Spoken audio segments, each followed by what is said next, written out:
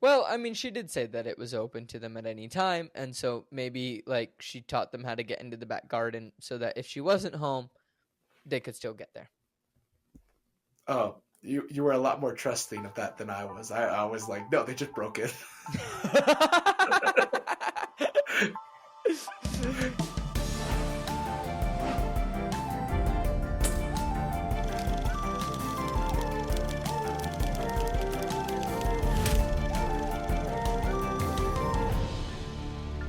What's up, everyone? Welcome to Flip the Scripts, an adaptation podcast. My name is Stephen Nieman. And I'm Ankit Madhira. And we're so excited to continue Lemony Snicket's The Bad Beginning, which with the Netflix series, we are doing part 2, which is the second episode, all about The Bad Beginning, which is this lovely book right here. If you are listening on an audio format, if you go check out the Flip the Scripts Pod Instagram page, we will post a picture of the thing that Stephen is showing. Yeah, so this is the cover page of the OG Bad Beginning. So this is what the original copy looked like. I've had this for many, many years. Apparently I bought it. Apparently why we are reading this book series. Here I was thinking that it was just because you enjoyed this. Nah, it's just because you needed justification to read 11 books that you owned. Or, I'm sorry, 10 books that you owned. Yeah. Apparently it was bought from Walmart. Okay, so back in the day, Walmart. And it was $8.34. So for a book, that's pretty good. $8.34. Not bad. Not bad at all. No, definitely not bad. Most books that I buy nowadays, I tend to buy secondhand at a secondhand bookshop. Yeah, even Amazon has secondhand now. Yeah, I occasionally will buy a new book, but also I haven't really bought books in the last 4 years because when we were living in London, I had no room to keep them. That's true. That bookshelf was always crammed. That bookshelf was broken. Yeah. Oh, I mean, yeah. Everything was broken. Let's be honest. It really was. It really was. All right. So because we're going episode by episode, we have to do 2 usually. In the first part of a film, when we do a film, Ankit does Ankit Fun Time, Stephen does Fun Question Time in part 2. Oh, it's not Ankit Fun Time, it's Fun Fact Time. Ankit Fun Time. Ankit Fun Time is a totally different meaning on Ankit Fun Fact Time. Ankit Fun Time is when we went to arcade and got really drunk for my birthday. That was fun. Yeah. Was that my birthday? Did we do that for my birthday? Was that your birthday? No, that was just your sister was in town and you got drunk. No. I think it was celebrating my birthday because Naresh was new to me because we just moved in and we all wanted to go out, and because it was around my. Yeah, it was your birthday. TJ joined us for your birthday.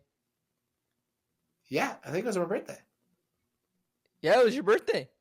Hey, that was a fun night. It was a good night. Every time was a good night. I love Naresh. Yeah. If Naresh, if you're watching this, we miss you, buddy. Hi, buddy. Hope you're well. So yes, Ankit always does Fun Fact Time in the first part of the episodes, and I always do Fun Question in the second part of the episode. But because this is a series, we do it in every episode. So Ankit, hit us with those fun facts. Cool. Just fun facts for the episode itself, because it is not a new book, so we have no new fun facts for the book itself. Okay. But the writing credits are for Daniel Handler, and he wrote the book, and Daniel Handler, who wrote the teleplay, and Joe Trax, again, I think that's how you say his name. It's Tracz. And he is the story editor. The director is once again Barry Sonnenfeld. Fantastic name. Great. So Lovely. It's the same director as the first one. Mm-hmm. It is also 15 minutes longer as an episode. Yes, it is. Now, it was also released at the exact same time because this is back before Netflix decided to do weird part 1, part 2s for everything. Or part 1, part 2, part 3s for Cobra Kai. It's dumb because they don't even know when part 3 is coming out, but they have filmed everything. Yeah, I think all the stars have been moving on to something else. You know when it can come out. Just give us a date. Don't just say arbitrary 2025. 2025? Are you kidding me? To finish Cobra Kai, 2025. Part 2 isn't even coming out until December of this year. What? Okay. Yeah, you see why people are mad and why Netflix is now losing money, because people would just rather illegally stream it. Yes. We don't encourage illegally streaming, by the way. We don't encourage No. We do not encourage it. But we understand if it is an avenue that you need to explore. Yeah. So what was the IMDb rating for Yeah, anyway, IMDb rating for this episode was a 7.9 out of 10. Oh, so it was higher than the first one, yeah? Because the first one was 7.5? 7.6. 7.6? Ah, so 3 points higher. I think it's the first time we've watched a TV show where it went higher in the second episode. Well, I mean, considering the only other TV show we did was Avatar: The Last Airbender, and we know how that turned out poorly. Yes, it went down. It went down real fast. The Avatar did not need to learn waterbending. He's just a god now. If you watched the show last week, I explained the whole narrative of this book, so I don't need to do that again. But we still have fun question time to get to. So this is more of a personal question, but it is still based on the episode, Ankit, but it's more Dude, just the last one was also a personal question. You were asking me, what skill would I rather have? Yeah, it's fun. What's the worst play you've been in? So the reason I'm asking this is because there is a play in this episode called The Marvelous Marriage, and it is the worst play I have ever seen. But I wanted to ask Ankit what the worst play he's been in. This is where the connection is. I have an answer. Oh. And it is immediately my first answer. Okay. But as a respected professional, I will not say it publicly. Okay. That's fair. That is the only thing. There is an immediate answer. Some people know this answer. If you are close to me, you know this answer. Stephen, you heard me talk about this play for multiple months and complain about this play for multiple months. Yes. The one that I specifically told you, not to come don't waste your time, don't come see it, it's just paying my bills. Yes, I know what play. You know exactly what play it is, but I am a professional and I will not say the name of the play out loud in a public forum. Cool. Sorry, friends. I know you wanted juiciness, but not on that front. Dang. I thought that was a good question. I thought that would have been like a good one for you to talk about, or even again, like I get it. There is a very clear answer in my head of what it is, but I just won't say it because I am not going to say that in a public forum. Great. That's fine. Respectfully, I get it. Worst play. Oh, okay. Let me change it then. What's the worst play you've ever seen? Is that better? Oh yeah, I can say that one. I mean, there have been a lot, but what I'm gonna say is the worst professional play that I have seen. Oh, right? I like because I'm not gonna bash fringe theater for being experimental and things like that, right? There have been multiple fringe theater shows where I have walked out of something and I've been like, well, that was something. But Trust the me, worst. I saw a play a couple weeks ago that I walked away going, oh God, what did I just watch? No, completely fair. The worst professional show that I have ever seen was done at the Old Vic Theatre in London, and it was a show about Trump. That's interesting. And I think it was like his 2016 election campaign through his 2020 thing. It was so bad. So I went to that show with my friend Biz.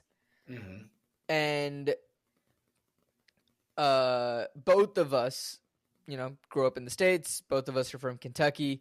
And so we hung out, we went to go see this show. And at intermission, we both looked at each other and we were like, is it worth staying for the second act? should we really stay or should we just go to the pub and hang out? We decided to stay for the second act. We should have gone to the pub. Ooh. It was bad. It was the person playing Trump did a good job. Fair. The rest of the play was just bad, in our opinion. And there were like multiple reasons. Plot was a big thing of it, and just the writing of it just didn't work, and the acting choices were interesting. The direction was like a bit wild. But like, you know, our biggest thing was like, just why are we watching this? And maybe it is funny to Brits, but as someone who, you know, was in the US at that time, wasn't really comical, wasn't funny. We left that just being like, okay, what in the world? And then like we saw people post about it later and they were like, oh my God, this was so good. And both Biz and I texted each other going, did we watch the same show as them? So I have a twofold answer for this question. The worst I've ever seen. So one of the worst plays I've ever seen was at the National Theatre, actually. Mm-hmm. And that's saying something. So National Theatre of the UK. And the second worst show I've ever seen was one that I acted in. No, was at the Arts Theatre in the UK. Because fringe shows are fringe shows. I agree with you. It's like if a fringe show goes wrong, it's a fringe show. Like it's fine. I didn't spend $30 or more on the ticket. £30 or more on the ticket. I understand fringe. Like I do fringe. I love fringe. So I saw Bonnie and Clyde at the Arts Theatre, and it was the most terrible production of Bonnie and Clyde I've ever seen. And the is book that the musical? The book is just terrible. I think it's more on the book. I also think the directing was it was weird. It just didn't do anything. But the worst play I've ever seen in the UK, The Crucible, kind of takes the cake. Oh, you've told me about this. So the Crucible, but didn't they have a cool effect where it rained on stage? So the Crucible has this really cool effect where it rains on stage in the first like minute of the play, and they reuse the rain a lot, like a lot. But it doesn't mean anything because it's never used. It doesn't equal the play, and it's never used again. And Act 1 made me go, "This is British people doing American act." Like the American accents were awful, number one. So like it was what the director didn't understand, and I love the director. I think the director's a brilliant director. Like it's crazy that she directed this bad thing, but and the actors never really got it. It was the McCarthyism that it goes along with that play. Like that's the whole point of the play is the McCarthyism, and it was kind of ignored. And I thought that was weird. And then in part one, I was like, I walked away from Act 1 going, this is garbage. And my friend Jack Davies, who is a good friend of Ankit as well, hi Jack, went to me and went, oh no, I love. He walked out of Act 1 going, I love it. He's so happy. He's so positive. I walked out of Act 1 going, no, I already see this sinking. I already see this going downhill. And Jack was like, no, just give it Act 2. We go in Act 2, and we walk out of the theater going, dang, Stephen, why are you right? He got mad that I was right, that the play was bad. It was so bad that I think half the audience fell asleep in Act 4. Dang. And like it just because it was like they were doing a whole scene between him and Elizabeth, and it's like you're married, like you have a relationship, but the way they played the scene was terrible, and it just didn't equal anything. It's like they were trying to put modern sensibilities on top of a Crucible, which Crucible is technically a 1960s play, so it's about McCarthyism, but it's stuck in that time period, and you have to stick it in that time period and play it in that time period. If you try to like flip it's one of those plays that just doesn't work very well in other time periods. It doesn't work textually, and it doesn't work in the context of like trying to make these modern women. So it was just on a comparison of like seeing things at the National, it was the worst play I've seen in Britain, because it's like, you guys are the National Theatre. You're the standard. Mm-hmm. This should not be on your stage. And that's why I claimed it as the worst. But I've seen a lot worse theater. I mean, I've seen theaters that I'm like, shoot me now. Like, after Act 1, I'm like... I've seen theater where I have left at intermission. I can honestly say I have suffered and have decided to always give Act 2 a chance.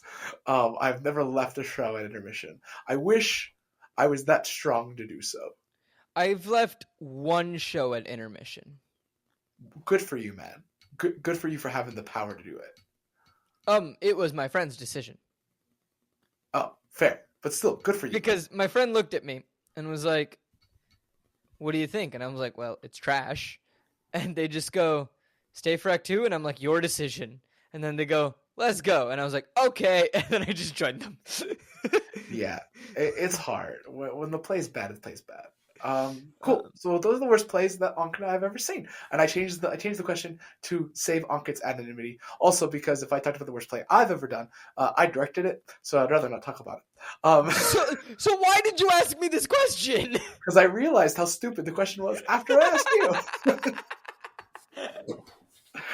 I realized it's something that we can talk about over a beer and have a good laugh about, but it's not something to share on the internet. And sometimes I forget that like I was teaching kids about public internet today. Sometimes I forget that, yes, we are publicly on the internet and we need to protect our professional acting lives as well. So right, like this is a conversation that I will have with the person one-on-one privately. Yeah. Not in a public forum. So back to the show. So let's cut to the adaptation. Let's get to it because it is an hour episode. Yeah. So episode 2 opens up with Poe at the bank, and we get a full recap of episode 1. And my first question was, why? Thank you, Ankit. Jinx, you owe me a soda. But like, Stephen, I probably owe you more than a soda at this point. But move on. I'll take a beer. But it recaps all of episode 1, and I'm like, okay. If the show was like every 3 weeks a new episode came out, recap, fine. Like, I totally get the need for a recap. You released all the episodes at the same time. That's what I'm saying. It made no sense to me. I was mad. I was like, why am I wasting my time with this? Like, I almost wanted to skip it, but It's like the first 5 minutes of the episode, I want to say. Yeah. So then Lemony says the title, and I was like, roll credits. It's the first time I've heard the title said in the episode, so in the show. So I was like, oh, okay. Then we cut the title of A Bad Beginning, right? Yeah. No. Yeah. He said Series of Fortunate Events. Oh, okay. Yeah. I think he said Bad Beginning in the first episode. Maybe. So we cut to Olaf in a car talking about theater. And he's like, you know what my favorite part of theater is? And finally somebody says, the costumes. We forgot the costumes. Oh, no. I did laugh at that part. So the thing about this moment, this whole scene that's about to take place, some of it is funny. I'll admit to the comedy of it. None of it's in the book. But I hate it. I hate this whole bit. I hate there this is whole scene. I'll explain why. There is one part of this entire scene that I enjoy. So Olaf gets out of the car and then steals a bunch of clothes from random strangers and comes in and calls himself Haircut because he sees it on the schedule of the Veronica, who's the secretary. Veronica also gets kidnapped, by the way, in the middle of this section by Olaf's people, and Olaf tricks Poe into picking the closest relative, which happens to be him. Before I explain why I hate this part, do you want to say what part you liked about this part? Him stealing all the stuff off of other people. Oh, okay, cool. That is fun. Yeah. My mom and I were watching this episode, right? And my mom goes, "How is everyone so oblivious?" You know what? I'm not going to question it. So, my issue with this whole bit is it gets rid of the whole mystery of how the kids ended up with Olaf. If Olaf was behind them getting to him, and we find out now, why? Like, why? It'd be something if that's true. If it is true, I'll eat my words. If it's true later in another book, and if it's true, like, why do we need to know that now? Let's say we find it out in book 13, then all of a sudden that's interesting. Now it's boring. Right. It's just like it's happened too early for me, and I'm just like, well, there goes all the intrigue, and also I feel like it gets rid of the stupidity of Poe. Yeah, and also, can I say, like, it also just keeps, like, it's like, oh, all right. I mean, it doesn't say it in the episode, but like by having Olaf do all these things just to get the money to the Balearians, you're like, oh, Olaf set the fire. All right, cool. So Olaf is responsible for the fire of the Baudelaire parents. It kind of Like feels like it's setting it up like that. Whereas, like, I in the still don't book, know if that's true. you don't know if it's true, and that's interesting. But in the TV show, It just feels like it was Olaf. yeah, it's because he's behind everything, or it just feels like he's behind everything in the episode, and it just kind of, yeah, this whole bit really does piss me off, and it just Yeah. like, can we just stick to the show? Can we stick to the book? This bit pissed me off. The bit with Veronica pissed me off. Mm-hmm. Because again, it's that thing of I feel like they're revealing things too early. And maybe they justify it later. But like, and maybe it works in the grand scheme of, maybe in a few months when we are getting to the end of the series, we're like, okay, no, it does actually all work together. And like, maybe they mapped it all out from the beginning and they knew what they were doing. We'll see. As of right now, it doesn't feel like that to me. So yeah, we cut to the orphans cutting wood. Again, Olaf is watching them, and which I'm like, he just lets them be in the book so they can get into mischief. Like where's the, like, he just gives them the chores. kids have never been left alone in the whole TV show, and I'm like, you do realize, like, the TV show, like, the book is not about Olaf. Like, Olaf is an important character, but it's about the kids. Like, can we spend some time with them? Yeah. Like, I feel like we spend more time in the second episode with Olaf than any other character. And I get it. You have MPH. You got to use Neil Patrick Harris. I get it. But the kids are more important to the storytelling, not Olaf. Mm-hmm. Olaf is the obstacle, not the narrative. Right. So it was a bit, every time, they add a scene trying to get Olaf in, it just was okay. So we cut to the next scene, which is Violet and Klaus going to Mr. Poe to complain about Olaf. So that's the same as in the book. There was a really funny moment where Sonny called Olaf a lush. Yeah. And I was like, more Jewish jokes. Yes. What need is more that? Jewish. A lush is a drunk. It's a Jewish drunk. Oh, okay. Thank you. Yeah. I just thought it was really funny for a baby to call someone a lush. I didn't know what that meant, so I was like, okay. Yeah. So then they learned in loco parentis, which means in Latin, Ankit, what does it mean, buddy? As the parent sees fit, or as the guardian sees fit, something along those lines. Yeah. And then we found out the Hook Man is working as the secretary now. I enjoyed that. I was like, not in the book, but it was funny, so I'm leaving it be. Again, Hookman, love this guy, and this is like the episode where he shines, and he became my favorite. Great. So this is where Sonny became my favorite. Is this episode? So okay. They go back. Hookman takes them back to Olaf, and Olaf has made cupcakes for them and talks about how he loves raspberries. Now, this does happen in the book, but he doesn't make it cupcakes. He makes them breakfast, and it's just. It's another day, and I get it. They're just trying to cram so much that happens in like one day. It does. I mean, obviously, this is like the second day of them living with Olaf, according to the TV show logic. But it's been like a couple weeks in the book. Yeah, them combining scenes is not my complaint. Yeah, that's never a complaint. I understand adaptation-wise, you have to do it, but timeline-wise, I have an issue with it because it's like you spent like 2 days with Olaf, yes, is terrible, but like the weeks they spent with Olaf in the book is more terrible. Mm-hmm. So I don't know. The book makes me, I don't know. I like what the kids went through in the book better. So that's fair.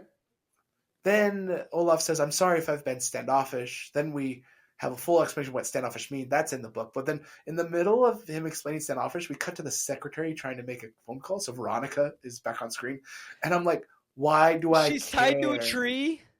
Why do I care? Like you're not in the book. I don't know who you are. You're a mystery to me, and you've done nothing. You've done nothing in the whole TV show. You've just got introduced in the second episode, and now you're important. Okay, all right, out of nowhere. She seems to like know something about the parents. Yeah, it's just weird. He then we come back to Olaf, and he's like, "Be in my play, the magical marriage." It's not even called. Yay. Yeah. This is true in the book. And he wants Violet to be the bride, and he wants Sunny and Klaus to be audience members, and he's going to have them as dwarfs. And this is true. And this is true. One funny joke that's not in the book, but I thought this was hilarious. He calls Violet Sunny, so he goes Sunny, Sunny, Sunny, and she goes, "My name's Violet, Violet, Violet, Violet." I thought that was terrible. That was a great delivery. It was great. It was a fantastic bit. Here is where the weird fourth wall cut, where he says, "Go to the woman with the wig now," and it's like, okay. I mean, why would you no? Like the kids just go there on their own because they realize, oh, he's probably up to something. I mean, yes, they do go there, but like they go there on their yeah. It felt weird to have a fourth wall break there and tell them to go to the next. Basically, he was just telling them to go to the next scene. And I was like, all right, NPH, maybe you could have dialed that back just a little, a little more subtle, please. Like if it was just, now go away. I have no need for you anymore. Perfect. That would have been fine. So they go to her room. They go to her house, sorry, and she doesn't answer when they ring the doorbell. And then they just walk around straight into the library as if they know she's in there. Well, I mean, she did say that it was open to them at any time. And so maybe like she taught them how to get into the back garden so that if she wasn't home, they could still get there. Oh, you were a lot more trusting of that than I was. I was like, no, they just broke in.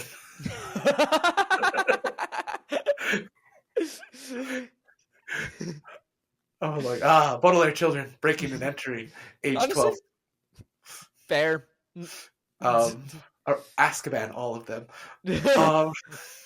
No, Steven. Okay. And, yeah, so they go to the library, and then we cut to, they're like looking for Klaus is looking to try to figure out what Olaf is up to. So he's reading laws about marriage and nuptial law. And Olaf is spying on them with the same telescope that Klaus has. So we're seeing it again. And we'll see it again in this episode. It's like almost like it's important, but not mentioned in the first book at all. But whatever. I guess we're the only thing that's mentioned is the fact that there's an eye. Yeah, the eye is important, and we'll get there. But okay. I think it's weird Olaf is spying on them because in the book he doesn't know they're there. Until the Hookman walks in. So he sends the Hookman to find them, and the Hookman finds them there. That's basically it. Also, then a guy comes in. I thought this was funny. Just a bit that was really funny. The bald guy comes in and he's like, he's singing about Olaf. And he's rhyming. He's trying to find something that rhymes with Olaf. And they find rice pilaf. No. But what does he sing before that? I don't remember. I didn't write. Oh, show off. Show off. Yeah. His name is Count Olaf, and he is a show off. How dare you? Yeah, he doesn't like that, right? But he's like rice pilaf. A question for you: is that an actual thing? What, rice pilaf? Yeah. Yeah, it's a food. Oh, okay. I've made it. It's like beef. That explains why I don't know what this is. You can't have it. So it's like minced beef with peas and rice, and it cooks all together in a pot. You can use fake beef if you want. It's really good. It's good season. Pilaf is a rice dish. So I thought this was really funny. But then Olaf burst into the library. Now, this is where I get a little bit okay, they're really using every scene they have a chance to use NPH, aren't they? Yeah, he's not really needed in this scene. In the book, the Hook guy, which we love, Ankit is his favorite character now. Oh, he's fantastic. He shows up in the book and takes them away from her house. Mm-hmm. So you didn't need Olaf to come into her house. You also didn't need Olaf to be like, "Hey, you're gonna be in the play, and you're gonna lead the marriage, and this is what you're gonna do," because he didn't need to spell out the fact that it's gonna be a real wedding to the kids. The kids just figure it out. So like him spelling it out for everyone is just kind of like, we didn't need And I it. get that, your target audience is elementary school kids, probably, right?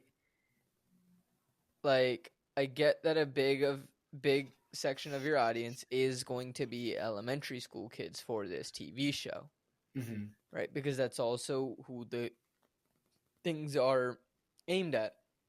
I teach elementary school kids. They're somewhat intelligent for the most part. They are, and they don't like being talked down to, and I think they like figuring stuff out themselves. They like puzzles. I mean, I teach junior high kids, and they like puzzles. So like, give them let them think. Like, I think it's one of those things. Like, if you're gonna keep spelling things out for them, it's hard for them to think. Like, let them figure it out. Like, let them watch. Like, it's the same. I just had a problem with the scene. It was like, even if it's aimed at kids, I think you can still let things figure out, let things play out. I agree. So, they go back to the house with Olaf because Olaf's like, "You're never gonna go back there again." That does happen in the book, but from Hookman says it fine. But Hookman comes in with a cake, and he goes, "I have all these different cakes, and one of the cakes he says is lemony." And then Olaf says, "Never say that name again." And I was like, "Oh, okay. I guess we're getting a hint of Lemony Snicket actually being in the book. Yay!" Yeah. And that, everyone, is where we'll take our snack break. Wait, hold on. Before we go to the snack break, I wanted to talk about cake, and then go to the snack break. But talk about cake, and then make people hungry, so maybe they will actually go take a snack break. Yeah. Hey, if you're listening to this and you have the capability, have a snack. You deserve it. Anyway, I did enjoy the scene where after the kids leave, right? Neil Patrick Harris is just there as Olaf eating cake, and he just goes, "Oh, oh my." And he's like, "Oh, that's good." Like, he just starts eating the cake. I mean, if you're told as an actor to eat on stage, or even in film, it's the best feeling. I will say it can also turn really bad because you don't know how many takes you got to eat for. Yeah. Apparently, in the original Harry Potter, the feast scene, all the food was real. All the food was real, and they filmed it on one day, and so all the kids had to eat and eat and eat, and that was their dinner, lunch, and dinner. So they just stayed there for 6 hours on those benches eating. Hey, fair enough. You had everything you could want. So on that note, go grab a snack because it's time for the snack break. Yeah, snack break. Hello, everyone, and welcome to the snack break. I hope you are all enjoying this episode of Flip the Scripts. If you are enjoying this episode, please make sure to hit that subscribe button on YouTube, hit that like button. It really does help us out. And if you're listening on any of the podcast apps like Spotify, Apple Podcast, anything like that, be sure to hit that follow button. Leave a rating or review. That really helps us out a lot. And thank you so much to anyone who has already done this. Thank you to anyone who will do this in the future. It really, really does help us out a lot. Now, if you would like to gain access to some bonus content, you can do so by heading over to patreon.com/coopforge. And speaking of patrons, I want to give a big shout out to Lucy Sadler, who increased her patronage to the production manager level. Lucy, thank you so much. It really means the world to us. And thanks to you, we're able to do bigger and better things, hopefully, that you, the listeners, will enjoy. So, listeners, if you sign up for the Patreon, you get access to different types of bonus content, like access to our notes, access to some bonus videos, bonus audios, different things like that. You also get access to everything from all three shows hosted here on Co-op Forge. So not only do you get content from Flip the Scripts, you also get it from Post Finale and Seattle Across the Pond. So again, if you want to sign up, it is patreon.com/coopforge. So patreon.com/CO_OPFORGE. Now, if you want to help out the show in a non-monetary way, that's great as well. Thank you so much. The best way to help grow the show is just reach out to a friend and tell them about the show. Word of mouth is a fantastic way to grow the show, and it really does help us out. Just reach out and be like, hey, you love books, or hey, you love movies. There's this show called Flip the Scripts. It's new, it's fun. The hosts are really funny, they're silly, they get into arguments sometimes, but at the end of the day, they're taking a look at adaptations and all types of adaptations.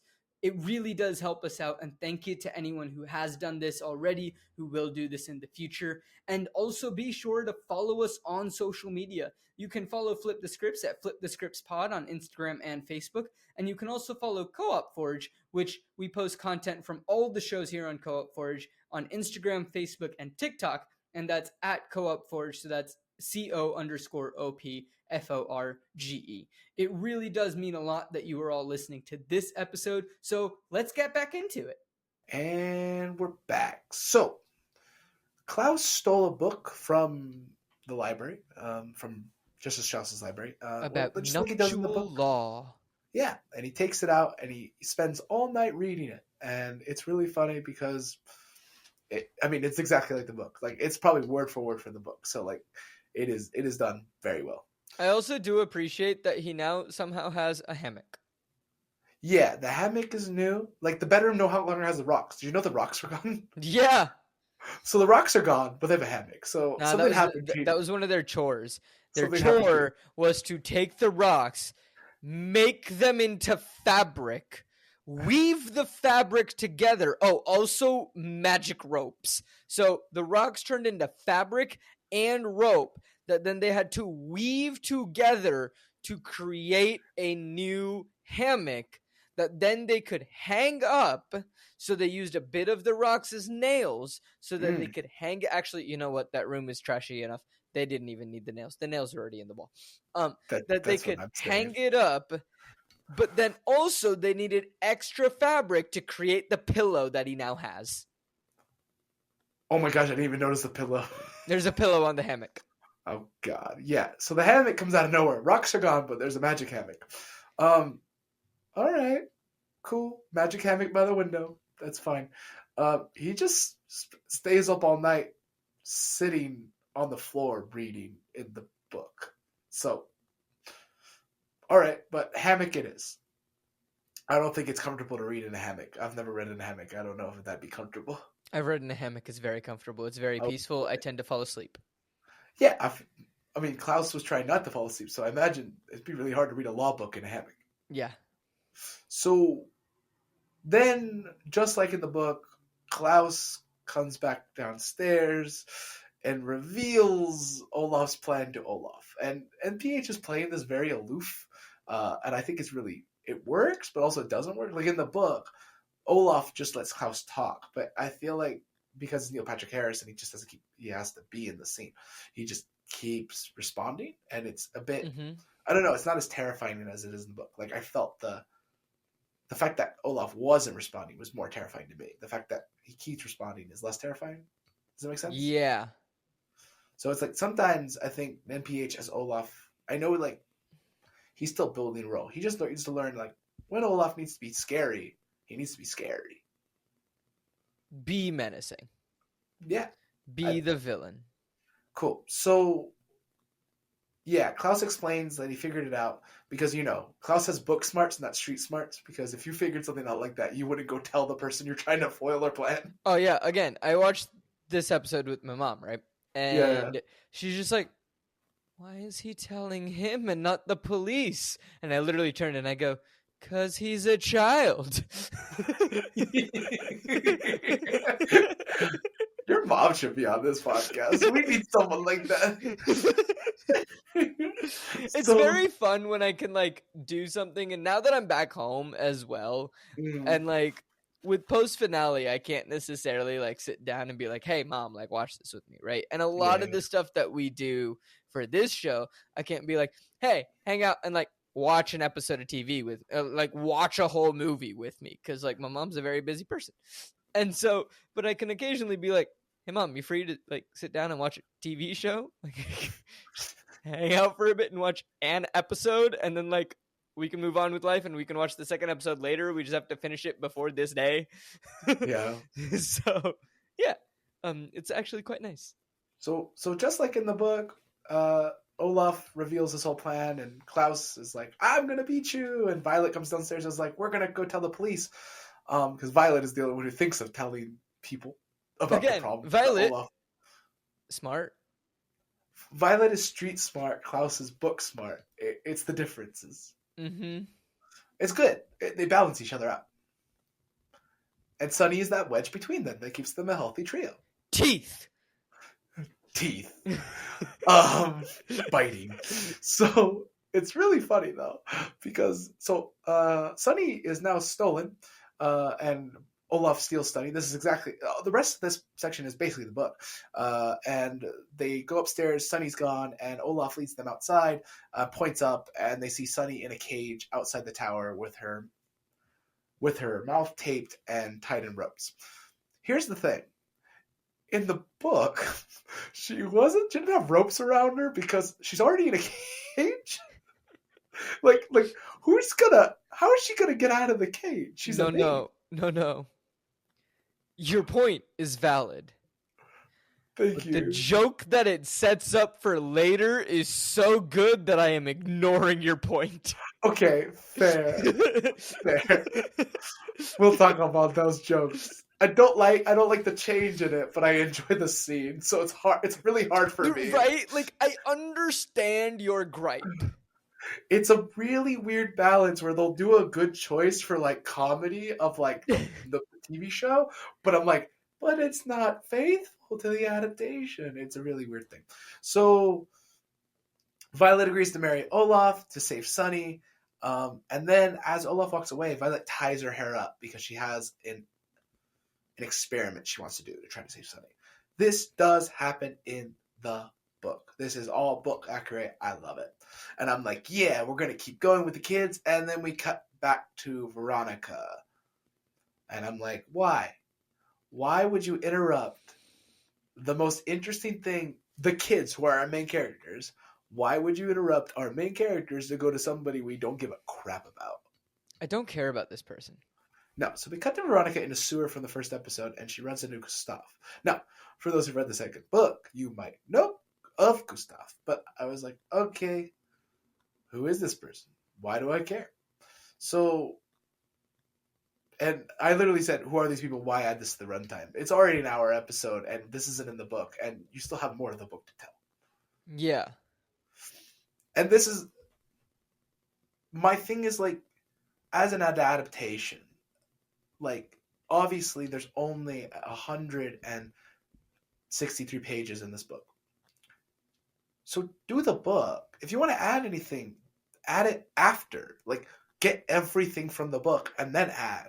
Why do people feel like they need to take away and then add? I just don't get it. I don't understand. Fair. I think the adding works, but again, I think it works in terms of a TV show, right? Okay. Like, they're setting, because think of it this way, right? Mm-hmm. Ignore the book part. Yeah. They're setting up the TV show, right, in these first two episodes. How do you get people to come back to this TV show for episode 3, for episode 4?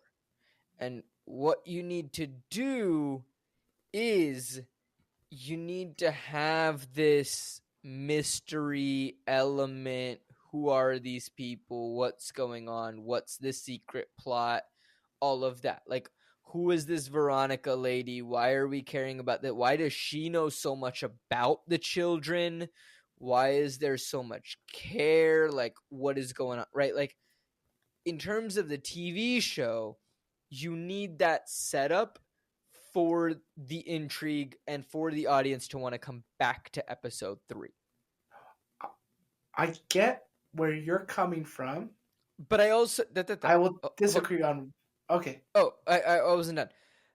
But I also agree with you that, hey, you can still do all of this, but you don't need to exclude important plot things from the book. Like, let the kids make the discoveries on themselves. Let Olaf be a bit distant. Let Olaf, be that menacing character. But I think that can have been done even if you keep almost all the same scenes. Yeah, Right? I also You would keep the say scenes exactly the same, but you change a little bit of how the writing is in the scenes themselves. easy. I think you solved the problem that I think both of us are seeing. Well, my biggest thing is the kids are the main characters, and we spend less time with them in this episode. Mm-hmm. It's like the thing that keeps you reading, the thing that should get you to watch the third episode is not this magic mystery telescope or who this Veronica person is or are the parents still alive. Like, that's interesting things, but it should be the kids. It's like, oh, where are they going to end up next? That's the question. Like, setting them up to go to the next person after Olaf is what, like, you read the end of the book. It doesn't make me want to put it down and not read the second book. You read the end of the book and you go, oh, look, it's leading somewhere else. Where are the kids going? What's going to happen there? So Yeah. the story doesn't, like, so the mystery that you're talking about is already in the source material. Why add to it? Why add 4 other mysteries that cloud the one that's actually probably the most interesting, which is the kid's journey? Because it is a kid's book. The kids don't care about the adult journey. The kids care about the kid's journey. And I hate to say it like that, but they do. When you read a book as a kid, you want to focus on the kid. It's why Harry Potter is really popular with the younger ages, because they read Harry Potter as themselves. They see themselves as the character, or they see themselves as Hermione, or they see themselves as Ron Weasley. Like, when It's you the read a same book reason Percy Jackson works. You see them great, as Percy yourselves. or Annabeth or Grover. Oh, I am You read 100% a Grover. great. I love it. I love that for you. But you read it. You read it as you read the mystery of the book is way more interesting to me than it feels like they were trying to catch the adults with these mysteries. And I'm like, well, even as an adult, I'm not as interested in what you're trying to sell me as I am in the book version. No, that's fair. I think, again, the way to do that, right, is most of, and I'm not an expert. I don't claim to be an expert. Yeah. I'm a actor with opinions. So, but That's I like half think, our life, sir. yeah. But I think even if you kept a lot of the scene structure the same, especially in the second episode, right? You keep Veronica in, you keep this person in, and you just change up how the lines work, right? Fair. To where Olaf doesn't tell them to go. You don't see Olaf spying on them, right? Olaf in that confrontation scene is quiet, right? Yeah. Small changes like that would make Olaf more interesting.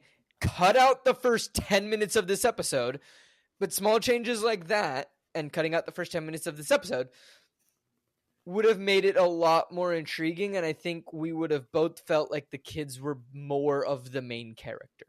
Yeah. So Violet starts to build a grappling hook. So she uses a hook she finds, which is weird because who knows where she found that, and a bunch of other things. Olaf has a lot of weird things around, so sure, she probably just but found it. in the book, there's a bunch of scrap metal outside. She makes a grappling hook out of that, or it's like the shower curtain. Is it shower curtains or like some curtain rails? She makes it out of that. It's like curtains and scrap fabric and a lot of different things. And the clothes for Mrs. Poe. Yeah.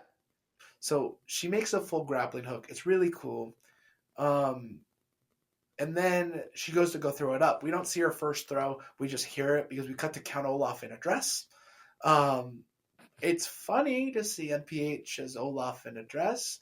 It just I don't think it's needed. I don't think that cut is needed. Let the tension of this build. So Violet throws the hook, and and she finally catches it, and then she builds a machine. It's like a backpack machine that guides her up to the top.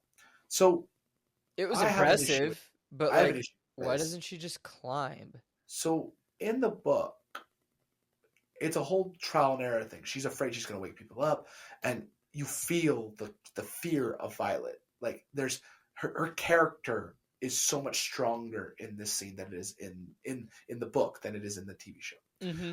Because she keeps throwing the grappling hook up and she misses. She even cuts her shoulder because That's of the the big hook. thing in this scene that I missed. Um, and it's like, and she finally hooks it, and then she climbs the entirety of Count Olaf's house as a 16-year-old. No, 14-year-old. Sorry, she's 14 in this book. She's 14. 14-year-old, she climbs the entire Count Olaf house from the outside in the wind, and it's scary, and she's really worried about falling. And it's this whole thing of like she's gonna rescue Sunny. It's really fun, and it's like, and it all ends with her finding out what she hooked onto, which is the hook of the Hookman.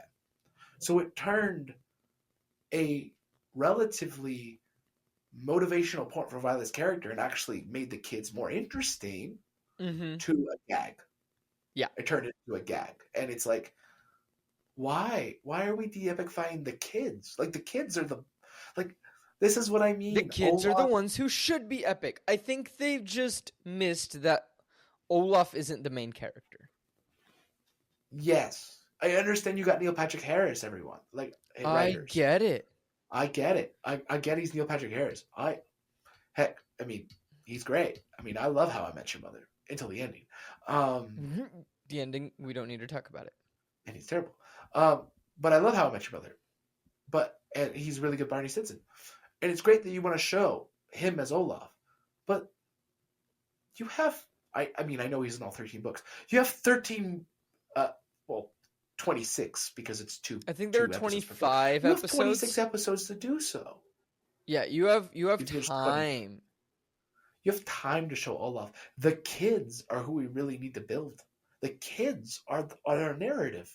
We're gonna follow them.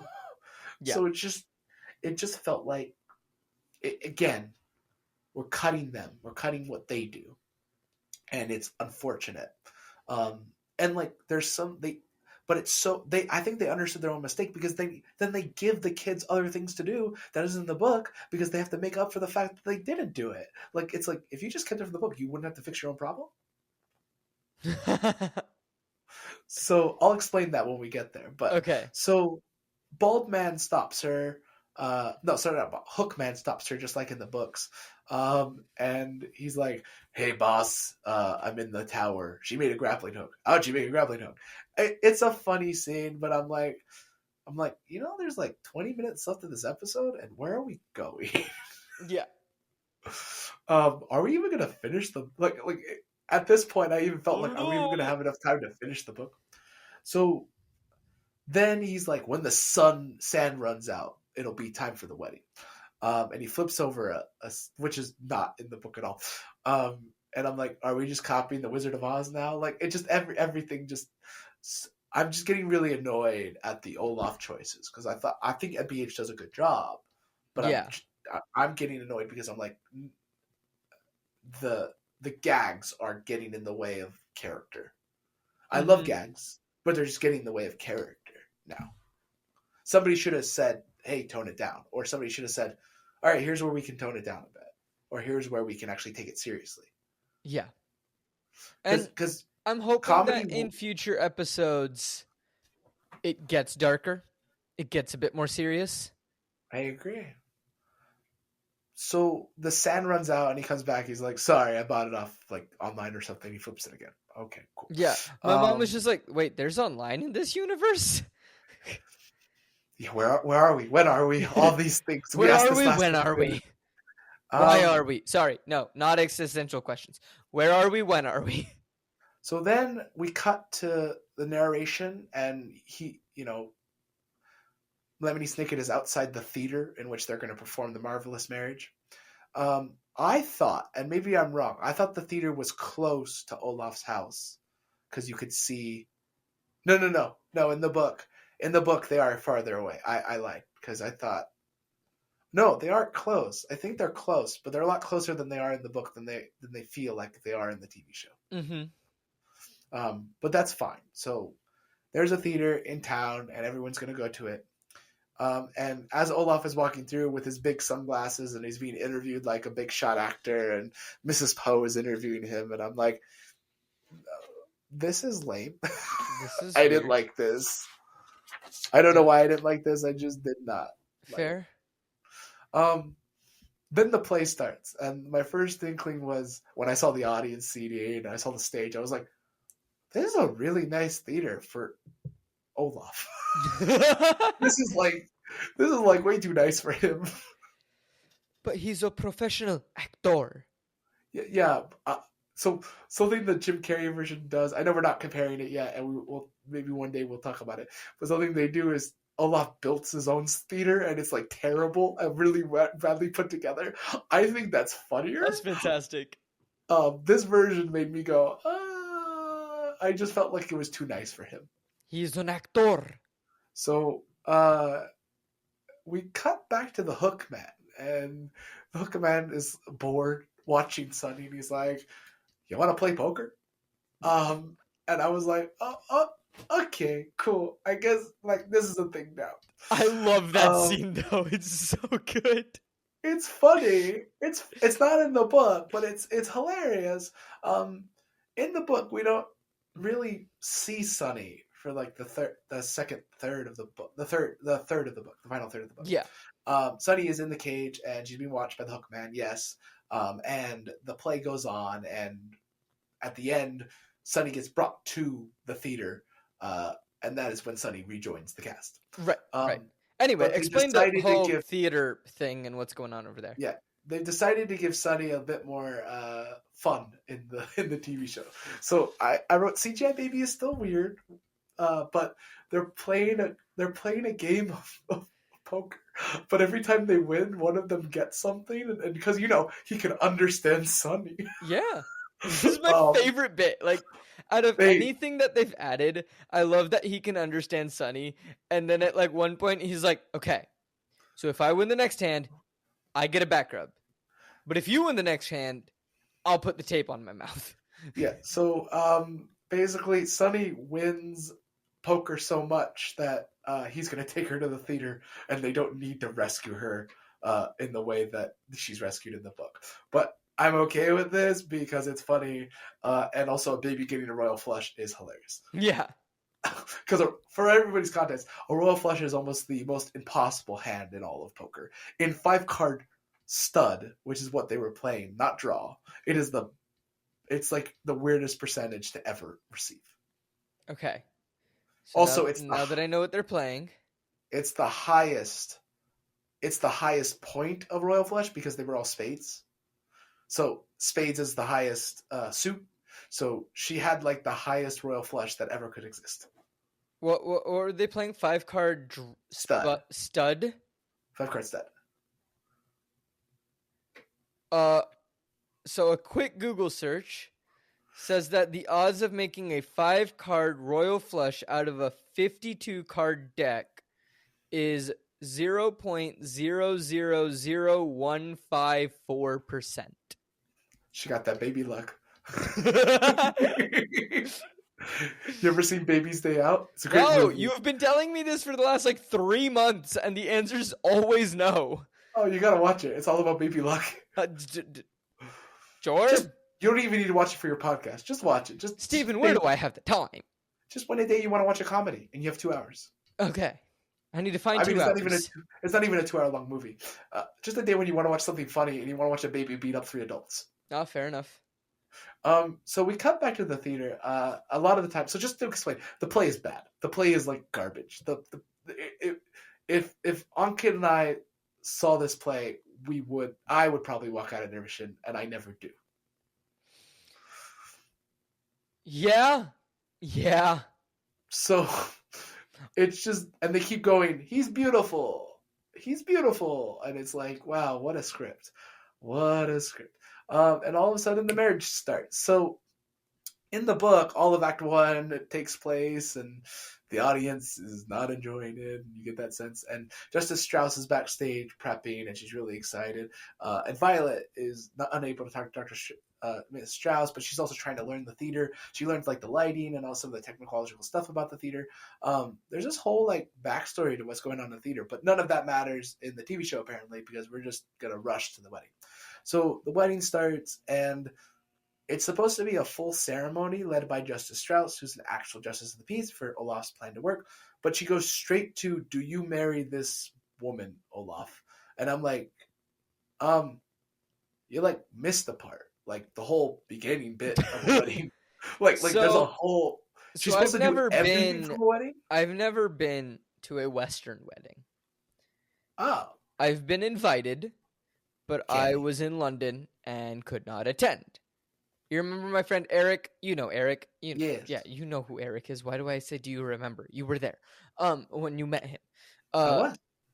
Yeah, Eric invited me to his wedding. I just couldn't attend, and so I spent the first day of his honeymoon with him and his wife. And it was really funny because like apparently like they were telling their friends and like family that this is what they were doing. They were like, "What?" And they were like, "Well, we wanted him at the wedding, but he couldn't come. And so we're going to London. We might as well like hang out with him and then just continue the rest of our honeymoon." So like it all worked out. But yeah, I've never been to one, but I'm pretty sure there's a whole like speech that needs to happen beforehand. There's vows. There's a lot. There's a lot that happens in it. I mean, I went to a Catholic wedding recently. I've never experienced a Catholic wedding before as a Jewish man. And it is it's long. Oh, it's long. It's long, and there's so many prayers, and there's so much to do. But like, there's an opening speech the Justice of the Peace usually gives, but to cut straight to, "Do you marry this person?" Even though he was like, "You need to do the wedding exactly the way it needs to be done in the book, by the book." It was weird. Also, she has stage fright. I thought that was hilarious. Yeah, I did find that funny. But yeah, so they marry. Olaf signs it. Violet signs it, and that's where. So that was the chapter that my teacher read, and then sent us home. So she read that Violet signed it, and that's the chapter that got sent us home. So like, we were all like, "No, the kids lost." We were so upset. Like, I think we were in third grade. We were so upset. Good. You should be. And then when we came back and she read the ending, we were so happy. Oh, okay. So Olaf then reveals his plan to everyone. This is true in the book. And then he's like, "Now we're going to have a reception." And I was like, what? Why? Everyone hates you. You wouldn't share your money. You won. You could just leave with your money now. You won. Like, and then she's like, "You need to release Sunny." And he's like, "Yeah, drop the pipsqueak." He doesn't say that in the book. He's just like, "Okay, bring Sunny to the theater because we won." Yeah. And then we wait till Sunny gets to the theater for Violet to reveal that she signed it with the wrong hand. Sunny gets to the theater immediately, and then he's just like, "The baby won." Yeah, the baby had royal flush as this line, actually. Yeah. Which is hilarious.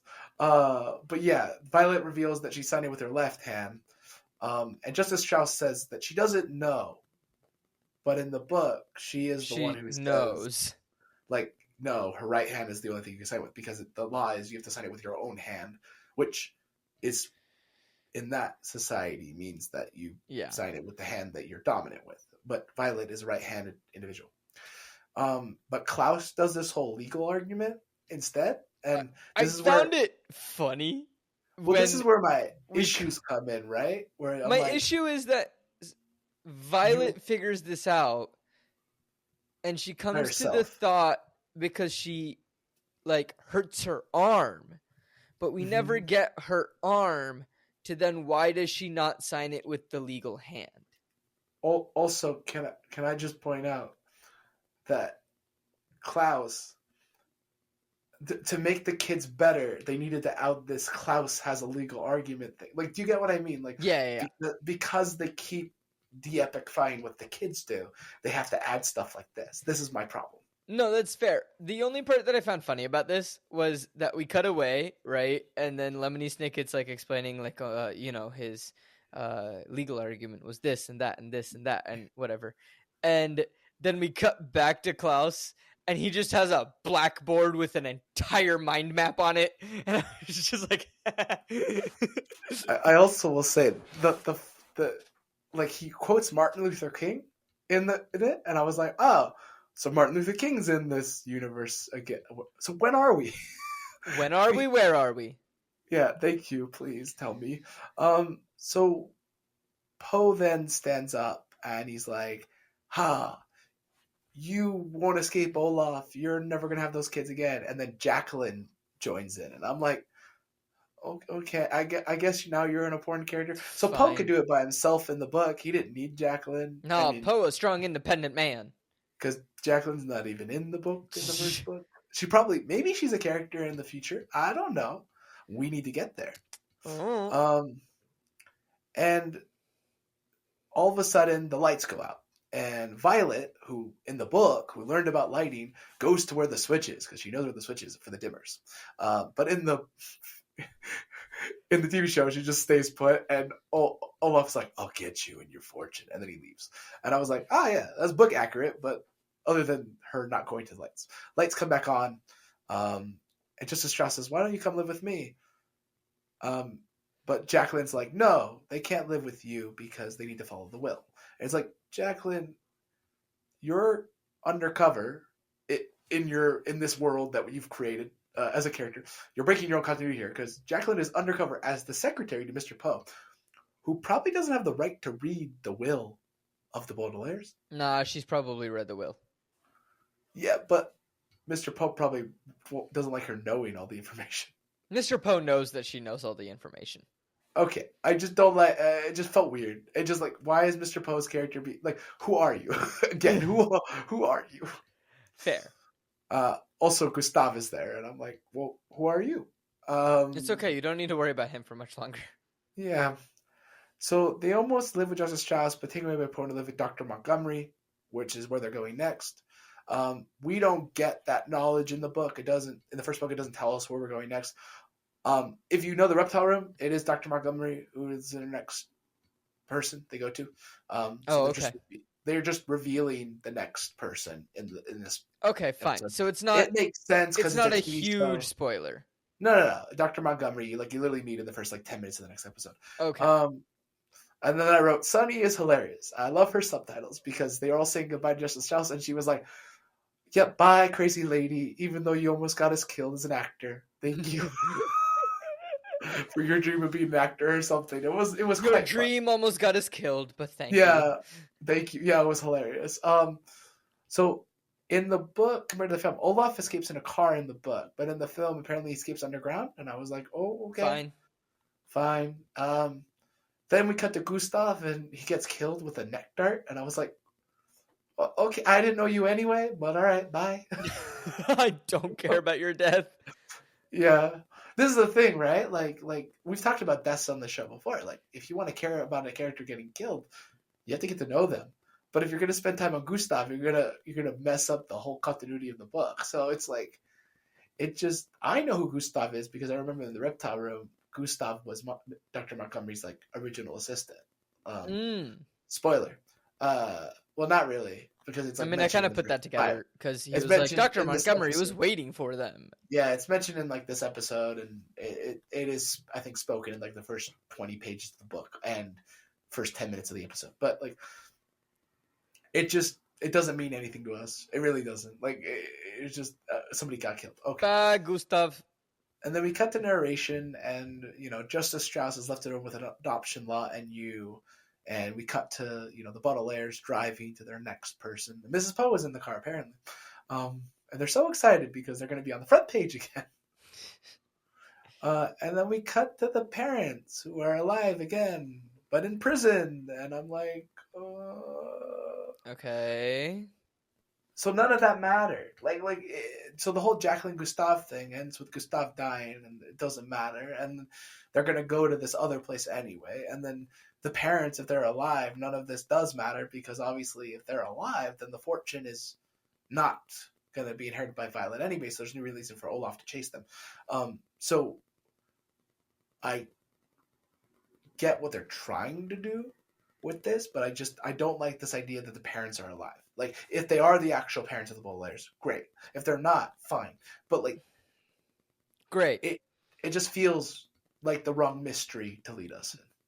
This is where I'm going to say, hey, friends, if you don't want a spoiler and you were listening to this, skip 2 minutes and then come back. I know who they are because I've watched the rest of the show. Right. So that's why I'm saying skip 2 minutes if you don't want any spoilers for certain things from what I know. I know Steven already knows this, which is why I can say it. But if you skip 2 minutes from now, you'll be safe. Should we save it for when we get to that book? Or no? No, because here's the thing, is what is revealed at the end of the episode, right? Of the secret society of the unknown or whatever it's called. Yeah. Right? I know that that's a thing, and like Lemony Snicket is part of it technically, and like other people are part of it, and it's a whole secret society. The parents are a part of it. I don't know if the parents are alive in the books, but I'm assuming they are if they're alive in the TV show. But it's just like, I think the problem is that they are revealing this way too early. Oh, yeah. This should be the reveal in season 2, because I'm assuming you probably don't get this until like book 5. Or book 3. I think it starts in book 3, I think, with the wide window, and it keeps from there. Okay, cool. Then like bring it in then. But you're focusing on that mystery too early. Yeah, so there's a lot of issues that I have with this one specifically. Fair. And yeah, that idea of the secret society, I agree. Like the volunteer fire department, it gets talked about. The VFD, it gets talked about in the first episode, and it's like, yeah, that is talked about in the future books, but like that's something in the future books. So let's save it for the future books, and future episodes. So. It's great that Lemony Snicket is writing this. I would just tell him, remember that some of these people have never read your book, and the way you wrote it, and the way you experienced things, and the way you learned stuff, you wrote it pretty well back then. I don't think you need to change that much. Yeah. So, all right. So here we are. End of better beginning. All right. Woo! Let's rate. What do you rate the book? The whole first book, the 163-page book.